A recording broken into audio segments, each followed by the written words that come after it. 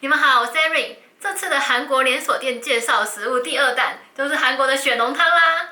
就是我真的觉得血浓汤是我在韩国非常喜欢吃的一个美食之一。那为什么它会看起来白白的原因，是因为他们就在里面一直熬煮，所以那个牛大骨的骨水会被熬煮到流出来，让这个汤有一种雪白的颜色。那我们这次要介绍的就是那个鼎鼎有名的神仙血浓汤，就几乎所有部落客都会吃到的。那它到底吃起来味道怎么样呢？我们去看一下吧。桌边就有这个是泡菜，这个呢这是萝卜，然后用他附的剪刀剪一剪就可以变成这样子。菜送来了，你们可以看到这家血浓汤店跟我之前介绍的不太一样，它是属于很白的汤头，肉也是给的很豪迈，你们看。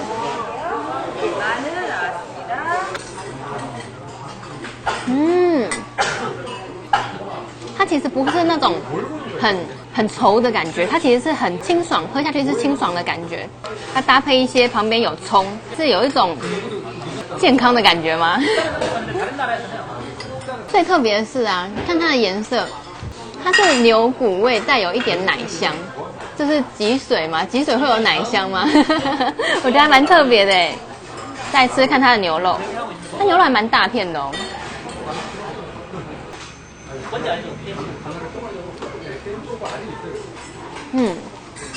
牛肉就比较一般般，因为它选的部位并不是那种有很多油花的部位，所以并不是吃下去入口即化的那一种。所以我觉得这家的重点是它的汤，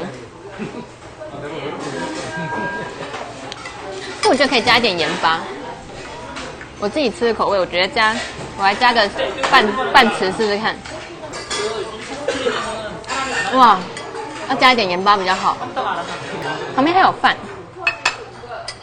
那我们除了搭配的这些泡菜啊一起吃之外，我们还可以把它放到汤里面，和肉一起吃。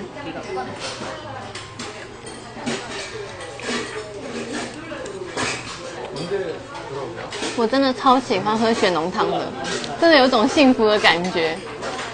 其实我这家店已经是第2次来了，因为我上次只吃那个最一般的嘛，我想说一个影片只看一个好像不太够的感觉，所以我这次点的是它的百岁血浓汤，就帮你们试一下，会贵5000韩币的有什么不一样，味道有没有不一样的地方？热腾腾的。首先不一样的地方，第一个是它有铁锅，我上次的是不锈钢碗，还有红枣，很多葱。我的肉在哪里啊？还有栗子哎，这是栗子还是节瓜？我等一下吃就知道了。人参，肉还是一样很大块。里面的东西差不多都拍完了，就是多了一些看起来很健康的东西。那我们来试一下味道有没有不一样。我想起来了，要加盐巴。我上次里面影片也有听到说，加盐巴的话味道比较鲜，那个味道比较吃得出来。我先试半匙就好了。哎，还有这个耶，银杏，刚刚没有看到的，好期待，再试一次。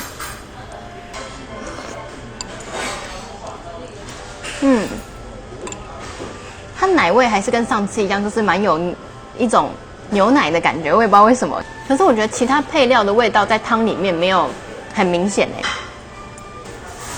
然后啊，有一个很重要的事情，就我有发现啊，这个百岁血浓汤它用的肉跟一般的血浓汤用的肉不太一样，你们看哦，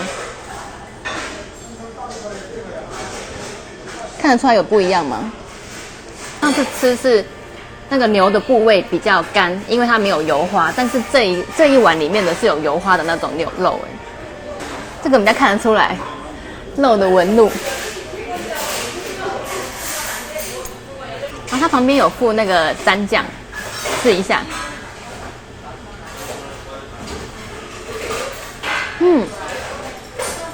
蘸酱味道还不错哎，这上面有蒜头，然后酸酸甜甜的酱油，然后配一些黄芥末。然后这个百岁雪浓汤啊，比较特别的地方是它用的牛的部位，除了肉的部位不一样，你看它还有这个这里比较像是有蹄膀那种胶质的感觉，而且还有猪耳朵。你看，因为它的菜单上啊没有写得很清楚，所以不知道的话会觉得说好像只是加了一些蔬菜跟养生的东西而已。我比较满意这一碗。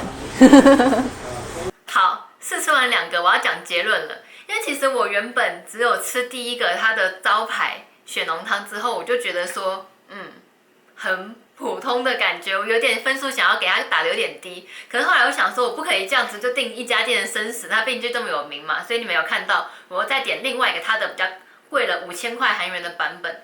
什么长寿百岁水浓汤，里面都多加了很多东西，那这个味道就层次就真的比较丰富一点真的有比较好喝，而且里面用的牛肉的部位还有那个多样性也比原本的招牌水浓汤还要多很多。好，我现在要来评比啦。第一个口味的话，我觉得如果是第1个原本的雪浓汤的话，我只想给它2.5分，没有特别好吃。但是我后来加点的那一个比较贵的那一个，它是真的喝起来的味道层次蛮丰富的，好喝。第2个是它的价格，第1个价格算是非常的公道，第2个价格一下子跳了5000韩币，就价格有一点贵，比较贵的那一个的有点贵。第3个是它的可及性，这也不用担心，很多地方都有。第4个是它的菜单友善，你们可以看到说它其实有2种菜单一般放在桌上那种给韩国人看的，它是只有韩文。但是如果说表现得很像外国人的样子，或他听到我们讲中文不是讲韩文的话，他们会自己把有中文翻译的菜单拿上来，就是我刚才照的那一个，所以其实还蛮方便的。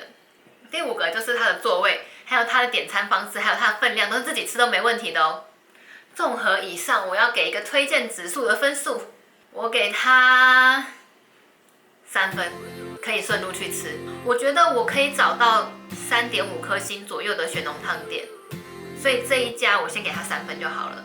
所以有顺路经过的话可以吃，它毕竟也是一个历史悠久的老牌嘛。那希望你们会喜欢我这次的评鉴。如果有任何想要知道的韩国美食，它的连锁店吃起来什么样的话，也欢迎在下面留言给我哦。然后记得帮我按个喜欢，我们下个影片见啦，拜拜。